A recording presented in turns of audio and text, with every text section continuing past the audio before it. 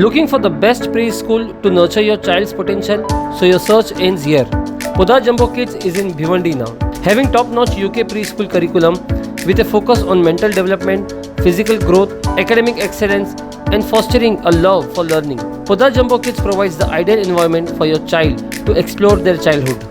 Give your child the best start in their educational journey with Poda Jumbo Kids at Pushpakunj Bangla, near Jayashree apartment, Anjur फाटा, विद्या आश्रम, भिवंडी। अध्यक्ष महोदय, इस प्रस्ताव में मुख्य रूप से मुंबई के बारे में बात की गई है, लेकिन आज मुंबई का स्वरूप आप देखें तो एमएमआर रीजन तक ये बढ़ गया है और मुंबई जिसको आप कहते हैं कि मुंबई शहर, अब पूरा एमएमआर रीजन जो है इसके अंदर आ गया है। एमएमआर रीजन में आज 2.29 करोड़ की पॉपुलेशन है। आशीष शेलारी जी ने मुंबई में विस्तारित बोला, मुझे उम्मीद थी कि वो अन्य जो छोटे शहर है उनके बारे में भी बोलेंगे। आज एमएमआर रीजन की एरिया 6,322 स्क्वायर किलोमीटर है, 9 म्युनिसिपल कॉर्पोरेशन है, 9 काउंसिल है, पंचायत नगर पंचायत 1 है और मेरा भिवंडी क्षेत्र भी इसी एमएमआर रीजन में आता है। अध्यक्ष महोदय, सबसे पहले तो मैं हाउसिंग के विषय में बहुत विस्तार से आशीष शेलार जी ने बात की। अध्यक्ष महोदय, मुंबई में भी नगर सेवक रहा हूं।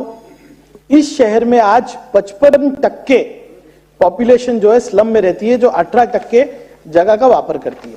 वही परिस्थिति भिवंडी में है, लेकिन जिस तरह से स्लम का रीडेवलपमेंट होना चाहिए था वैसा नहीं हुआ। यह आपने भी आज यहां पर मत रखा। अध्यक्ष महोदय, मैं देख रहा था कि इस सरकार ने एक एमनेस्टी स्कीम लाई है। अब एमनेस्टी स्कीम बड़ी अच्छी है अध्यक्ष महोदय। हम सब जानते हैं कि जब एसआरए स्कीम होती है तो एक एसआरए स्कीम में एक डेवलपर आता है और सबमिशन करता है। बहुत विस्तार से आशीष शेलार जी ने कहा कि 2000 में एनेक्शर हुए, 10-10, 20-20 साल से एनेक्शर होके पड़े, एक भी रीडेवलपमेंट हुआ नहीं। तो एमनेस्टी स्कीम क्या कहती है कि जो लेंडर होगा, यानी डेवलपर अगर ए है तो उसको पैसा देने वाला बी है, उसको प्रोटेक्ट करने के लिए अब हम क्या कर रहे हैं, सी बिल्डर को ला रही है। एमनेस्टी स्कीम के अंदर लेंडर को प्रोटेक्ट किया जा रहा है। अध्यक्ष महोदय, कोई प्रॉब्लम नहीं अगर आप लेंडर को प्रोटेक्ट कर रहे हैं, लेकिन एसआरए स्कीम में डेवलपमेंट हो रहा है क्या अध्यक्ष महोदय? यानी एक व्यक्ति ने अगर किसी बिल्डर को 100 करोड़ रुपए दिया, वो सही दिया, गलत दिया, उसका फाइनेंशियल मिस्टेक है, नहीं है, आप उसको प्रोटेक्ट करने का काम कर रहे हैं। अध्यक्ष महोदय, इस एमनेस्टी स्कीम के पीछे जाना चाहिए और देखना चाहिए कि इसका फायदा किसको मिल रहा है। इसका फायदा वो गोर गरीब को नहीं मिल रहा, रीडेवलपमेंट नहीं हो रहा। वही परिस्थिति भिवंडी के अंदर है। आज आप देखिए कि पूरा जो हाल मुंबई का हुआ वही हाल ये छोटे शहरों का हो रहा है। एसआरए स्कीम का इंप्लीमेंटेशन भिवंडी जैसे शहरों में होना चाहिए। अध्यक्ष महोदय, ये मेरी मांग है। अध्यक्ष महोदय, आप खुद मुंबई देवी से आते हैं और आपने कई बार माहड़ा की ओन्ड बिल्डिंग, यानी ऐसी बिल्डिंग है जो माहड़ा खुद ओन करता है। अब मेरे जहां मैं बाइकला में नगर सेवक था, अशरफी, इस्लामिया, अक्सा, नौबहार, इतनी सारी बिल्डिंग है। यह सरकार आज मैं कहता हूं 7.5 साल से है। क्या यह सरकार एक लॉ नहीं बना सकी, एक स्कीम इंप्लीमेंट नहीं कर सकी? खुद की बिल्डिंग जहां लोग रीडेवलप करना चाहते हैं वो रीडेवलपमेंट नहीं हो रहा। अध्यक्ष महोदय, इस पर अध्यक्ष महोदय सरकार को जवाब देना चाहिए। आपने इतना विस्तारित सेस बिल्डिंग के बारे में बोला, हमारे पुराने जो है मकान है, हमारी बिल्डिंगे खस्ता हाल हो गए, आप खुद इतना फंड मांग रहे अध्यक्ष महोदय।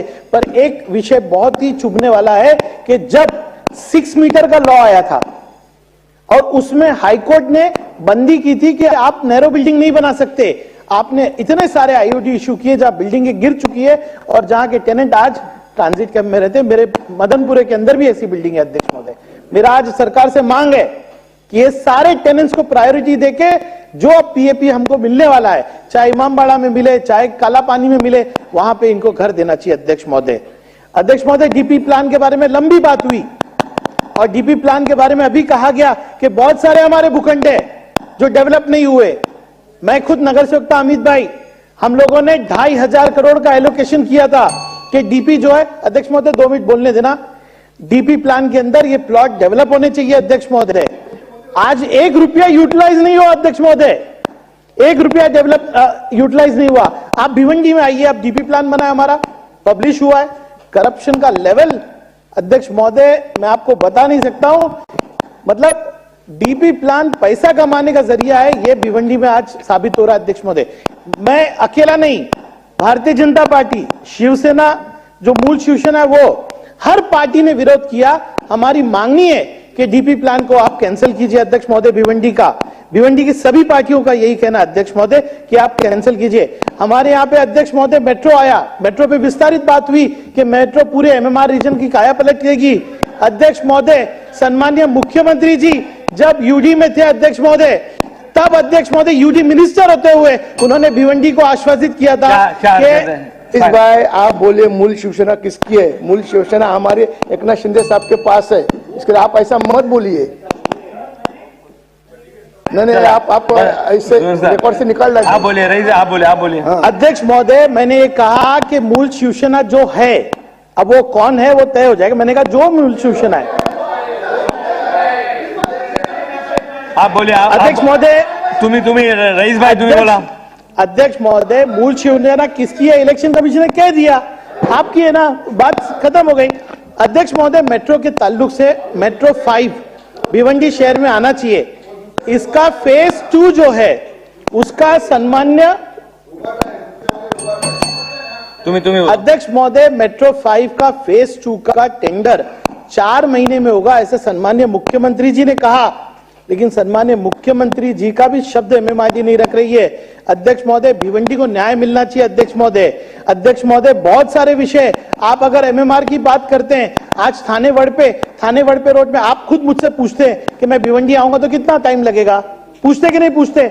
अब हम रोज वहां से आते जाते अध्यक्ष महोदय, मेरे यहाँ पर सम्मानीय मुख्यमंत्री जी है, मेरे यहाँ पर एक केंद्र मंत्री है, मेरे यहाँ पर पीडब्ल्यूडी मिनिस्टर है, मेरे यहाँ पे उस रोड से 4 मिनिस्टर जाते हैं अध्यक्ष महोदय। लेकिन आज तक थाने वड़पे रोड कब खत्म होगा, ये भिवंडी के अंदर नहीं पूरे महाराष्ट्र में कोई जवाब नहीं दे सकता।